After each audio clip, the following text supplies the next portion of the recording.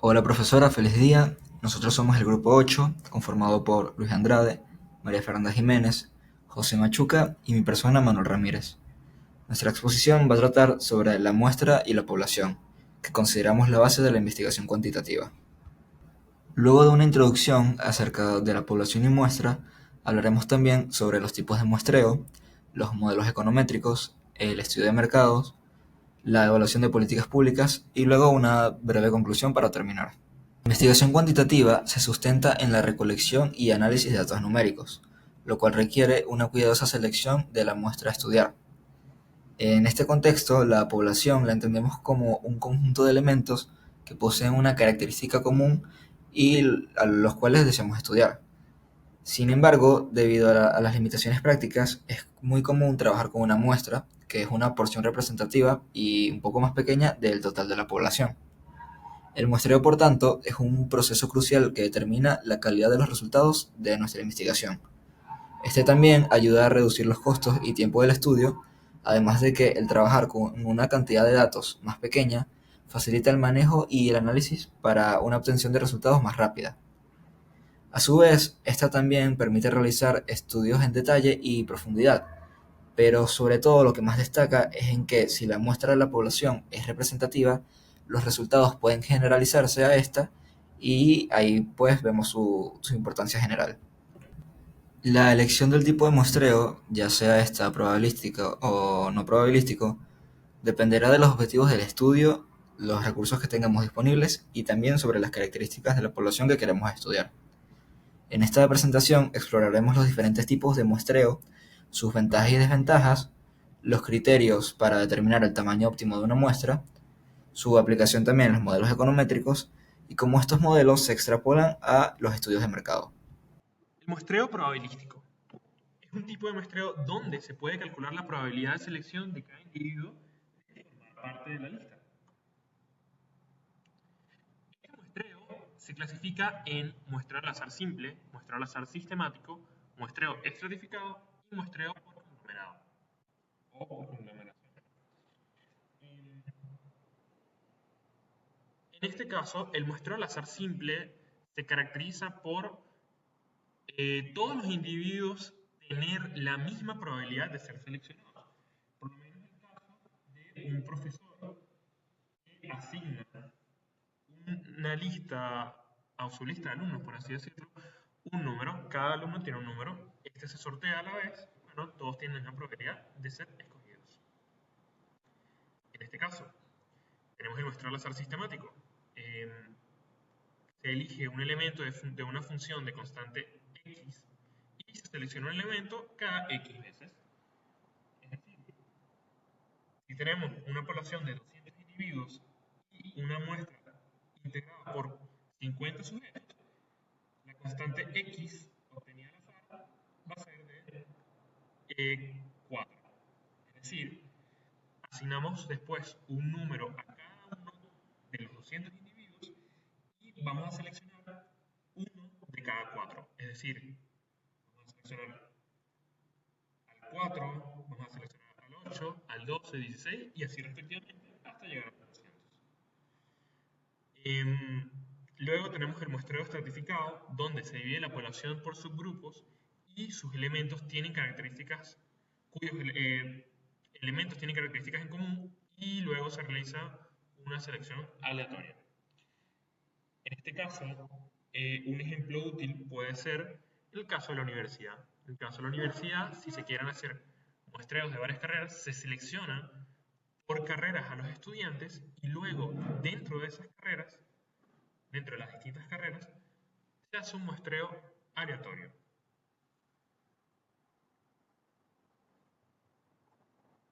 Finalmente, tenemos el muestreo por conglomerado. En este caso, se selecciona la población en grupos menores llamados conglomerados. Se seleccionan cuáles serán partes del estudio. La diferencia entre el estratificado y el muestreo por conglomerados es que no todos los conglomerados se seleccionan. En el caso del estratificado, se debe extraer muestra de todos los estratos. Es decir, podemos utilizar el mismo ejemplo de la universidad, solo que en este caso pueden haber carreras que no son seleccionadas.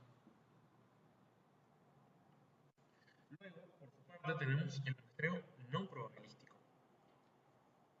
En este caso, este tipo de muestreo no conocemos la probabilidad que poseen los elementos de la población para conformar parte de la muestra. Este tipo de muestreo se clasifica en casual o accidental, muestreo intencional o muestreo por cuotas. El casual accidental es el que permite elegir arbitrariamente los elementos sin un criterio establecido con antelación. Básicamente es el caso de por lo menos un sensor, perdón, o un encuestador que se encuentra caminando por la calle y este va encuestando o haciendo preguntas, va tomando muestra de las personas que se encuentran en esa localización.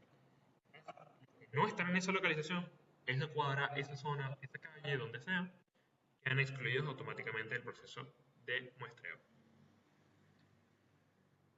Luego tenemos el muestreo intencional, también llamado opinático. En este caso, los elementos o individuos son escogidos con base a criterios establecidos con anterioridad por el investigador. En este tipo de muestreo se colocan condiciones.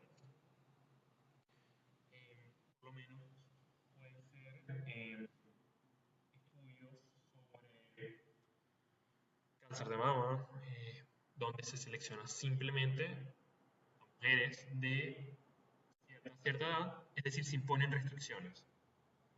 Estas restricciones son, como se dijo anteriormente, escogidas por el investigador. Finalmente tenemos el muestreo por cuotas. En este caso, seleccionamos los elementos en función de ciertos atributos de la población, de tal manera de que queden grupos o cuotas en función de cada característica, intentando respetar las proporciones que existen naturalmente en la población. Un ejemplo bastante bueno es, por lo menos, alguna marca que intenta hacer un sondeo de imagen y para esta marca tener la mejor representación de la población posible, sencillamente escoja discriminando a la gente por sexo, edad, raza o religión, intentando copiar o, por así decirlo, respetar las proporciones que existen en la población. Finalmente tenemos los criterios para estimar el tamaño de la muestra. Pero tenemos criterios estadísticos donde se utilizan fórmulas o las tablas de Hammond. En este caso las fórmulas, bueno, existen algunas donde hay diversos requisitos, como por lo menos, bueno, depende del objetivo, por lo menos se puede intentar estimar la media poblacional, la proporción poblacional. En este caso, el tipo de muestreo debe ser probabilístico aleatorio, no funciona para que sea no probabilístico. Bueno, también debe haber datos como la varianza poblacional, es decir, la proporción en la que se manifiesta una característica o variable de la población, determinar el nivel de confianza y el margen de error. Por último y no menos importante, también definir el tamaño, bueno, el tipo de población, si es finito o infinito. En el caso de las tablas de Harvard, son tablas famosas donde se utilizan poblaciones finitas, bueno, con un nivel de confianza del 95%. Bueno, uno sencillamente busca el tamaño de la población y ahí ellos, bueno, esa tabla indica con bastante facilidad la cantidad de muestra mínima. Por parte de los recursos relacionados al investigador, ya se va por el lado de la disponibilidad de los datos. Sencillamente disponibilidad de los datos y bueno, la capacidad que tiene el investigador de, de aprender o de conocimiento que éste tenga de la realización de un muestreo. En este caso, un estudio de un estudiante de pregrado universitario no puede pretender tener el mismo nivel que un nivel de muestreo para una tesis doctoral o para un estudio de mercado que involucre grandes cantidades de dinero. En general, hay consejos como la recomendación de trabajar con la muestra más grande posible. En este caso, se trabaja de esa manera porque existe una mayor probabilidad de que la muestra sea representativa de la población. Al momento de realizar investigación experimental, es recomendable tener al menos 30 individuos. En el caso de las investigaciones descriptivas, se suele escoger entre 10 y 20% de la población accesible.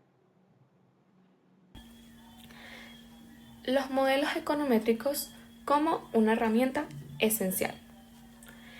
¿Qué es un modelo econométrico? Un modelo econométrico es una representación matemática y estadística que se utiliza para analizar diferentes relaciones entre variables económicas. Estos suelen combinar teoría económica con datos empíricos. Nos ayudan a la toma de decisiones en áreas de planificación, políticas o análisis. También nos permite hacer predicciones futuras de las variables estudiadas.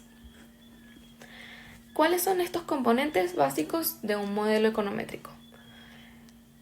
Los elementos fundamentales vendrían siendo las variables que intervienen, que pueden ser variables ficticias o dummy, variables ordinales, cardinales, predeterminadas, variables exógenas y variables endógenas. Por otro lado, tenemos las ecuaciones matemáticas, que son todas aquellas relaciones matemáticas que explicarán el comportamiento de las variables, tanto las observadas como las que no podemos observar. Tenemos también los parámetros a estimar, que son todos los coeficientes que acompañan a las variables. Estos se estiman mediante la inferencia estadística. También tenemos los datos, que son toda la muestra de individuos o elementos que pueden ser determinados durante distintos periodos de tiempo. Y por último tenemos el error, que son todos aquellos componentes desconocidos, pero que siguen estando dentro del modelo. Por otro lado, tenemos los tipos de modelos econométricos, que estos, dependiendo del tipo de datos que se utilicen, se estiman de diferente manera. Tenemos los datos de corte transversal, que son datos en un momento específico del tiempo y cuyas observaciones son distintos individuos, distritos, empresas, países, etc. Pero siempre en un mismo periodo de tiempo. Por otro lado, tenemos las series de tiempo, que son datos de la misma variable en un periodo de tiempo, pero a largo plazo. Es decir, la información es temporal y para un individuo, empresa, país determinado. En pocas palabras, las observaciones terminan siendo los días, meses, años, semanas, horas, etc. Y por último, tenemos los datos de panel, que son todos aquellos datos recogidos a largo plazo, pero que cada unidad de información es la combinación de los datos de corte transversal y las series de tiempo. Esta ecuación que vemos aquí abajo, esta función, es una representación de los datos de corte transversal o un modelo de datos de corte transversal. Buenas, mi nombre es Luis Andrade y yo les voy a explicar cómo se usa la econometría en los estudios de mercado y en las políticas públicas, los estudios de políticas públicas. Primero, cómo se utilizan las muestras y los modelos econométricos en estudios de mercado. Pues primero tenemos que entender que las empresas toman decisiones sobre sus compañías basadas en los datos, no solo en feelings, en sentimientos, en las decisiones que podrían tomar sus ejecutivos son basadas en datos, o eso es lo que más se recomienda. Pues bueno, una de las técnicas de estimar estos datos para esta toma de decisiones son los estudios econométricos. Se utilizan para los estudios de mercado. se hace una recolección de los datos en las cuales se recopilan datos a través de encuestas, entrevistas o análisis de comportamiento de los consumidores. Se hace un análisis de las muestras en el cual los datos recolectados se analizan para identificar patrones, preferencias y comportamientos del mercado, de cómo las personas están eligiendo los productos, qué patrones utilizan y cómo se comportan debido a cambios en el ingreso, en la inflación o algún cambio que pueda controlar la compañía, como por ejemplo el sacar un nuevo producto, el marketing y todo este tipo de estrategias. Luego los modelos se definen, pues se establece un modelo matemático que debe relacionar las variables de interés, como puede ser por ejemplo el precio, la demanda o los ingresos. Se estiman los parámetros utilizando técnicas estadísticas para estimar cómo mejor explican los datos la relación entre las variables y que este modelo cumpla con esas premisas. La validación del modelo se verifica la precisión del modelo utilizando datos adicionales o técnicas de variación cruzada. Y luego se hace una simulación de predicción en la cual una vez validado el modelo se utiliza para hacer predicciones sobre el comportamiento del mercado bajo diferentes escenarios. Tenemos el modelo inicial en el cual nos da unos resultados y luego empezamos a jugar con las variables para ver cómo reacciona el modelo y tratar de estimar cómo van a reaccionar las personas. Pues bueno, las muestras, una selección de la muestra, para nuestro ejemplo, es que tenemos una compañía productora de refrescos que desea estudiar cómo está su mercado. Pues bueno, en la selección de la muestra, una empresa de bebidas quiere lanzar un nuevo refresco, en la cual selecciona una muestra de 1000 personas de diferentes edades, géneros, ubicaciones geográficas, para asegurarse de que la muestra sea representativa de su mercado objetivo. Porque algo que es muy importante es la representatividad. Tú debes elegir cuáles son las personas que tú quieres estudiar, porque no hace sentido de que tú estudies personas que nada más consumen champaña, cuando tú quieres estudiar es las personas que consumen el refresco. Y bueno, se debe de tomar en cuenta la representatividad. Luego se recolectan los datos a través de encuestas en línea o en persona para tener una recopilación de datos de esa muestra. Y se mide la preferencia del sabor, hábitos de consumo, disposición a pagar por el nuevo refresco. Luego se analiza la muestra. Luego de recolectar los datos, la empresa analiza las respuestas de diferentes grupos de edad o qué factores influyen en esa decisión de compra. En la definición del modelo econométrico, pues la empresa define un modelo econométrico para analizar cómo la subida del precio de su refresco o la bajada va a afectar su demanda. Utilizamos el ingreso de los consumidores, inflación, el budget que se gasta en las campañas publicitarias para ver cómo todo esto afecta la demanda del producto. Se estiman los parámetros utilizando técnicas de regresión y, por ejemplo, la empresa estima que al haber un aumento del 10% en el precio, se reduce la demanda. Mientras que un aumento en el presupuesto destinado para la campaña publicitaria, esto va a aumentar la demanda en un 8%. Esto hace sentido porque sabemos con leyes de oferta y demanda que cuando se aumenta el precio, caen la cantidad de productos demandados o cae la demanda. Y si se aumenta el presupuesto de las campañas publicitarias, pues esto va a aumentar la demanda porque, bueno, las personas se van a ver muchísimo más atraídas a gastar para comprar ese producto. Pues la empresa valida el modelo utilizando datos de ventas de periodos anteriores para compararlos con el estudio realizado actualmente para luego, en base a esas dos cosas, poder hacer predicciones del futuro. Y bueno, eso estuvo con los estudios de mercado. Ahora pasamos a la evaluación de políticas públicas. Los modelos econométricos no solo se usan para tomar decisiones de empresas, sino que también se utilizan para medir cómo impactaron las decisiones tomadas por las políticas públicas. Normalmente las empresas privadas lo usan para predecir cómo sus decisiones van a afectar. En cambio, el gobierno es más reactivo y utiliza estos modelos para ver si su decisión en verdad fue efectiva o no. También se usan para predecir que estas decisiones se puedan tomar basadas en predicciones, pero normalmente los gobiernos lo usan para medir cuál fue el impacto. Pues bueno, la evaluación del impacto de políticas públicas se selecciona una muestra que sea representativa de la población afectada por la política, porque de nada me sirve que yo haga una política pública destinada a las personas de bajos ingresos y mi muestra representativa son las personas de altos ingresos. No. Mi muestra representativa debería ser las personas de bajos ingresos y mi grupo control son los que no están afectados por la política, por ejemplo, en este caso serían las personas que tienen altos ingresos. Esto se usa para comparar los resultados.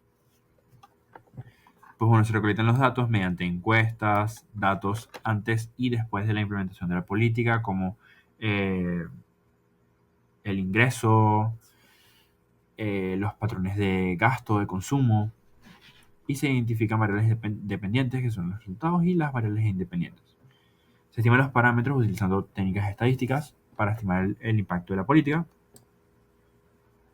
Y bueno, se analizan los coeficientes para entender la magnitud y dirección del impacto.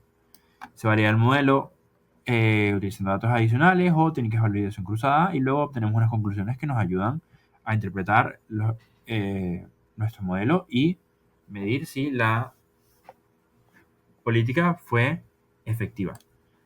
El ejemplo que utilizamos es una reducción del impuesto sobre la renta para las pequeñas empresas. Una política que está destinada a aumentar el ingreso de las pequeñas empresas para que puedan destinar más ingresos a contratar más personas y aumentar su producción y por ende su participación económica dentro del país. Pues bueno, esto puede ser tomado como un subsidio, ¿no? Pues bueno, la selección de la muestra. Se seleccionan 500 empresas pequeñas como que se benefician de la reducción, que es nuestra muestra representativa, y 500 que no les afecta la reducción de impuestos como grupo de control. ¿Okay? 500 empresas grandes. Se recolectan los datos midiendo los datos de ingreso de los reportes de ganancias y pérdidas de las compañías. También los reportes de ganancias y pérdidas, los reportes contables, para ver qué ha pasado con esas compañías antes y después de la reducción de los impuestos.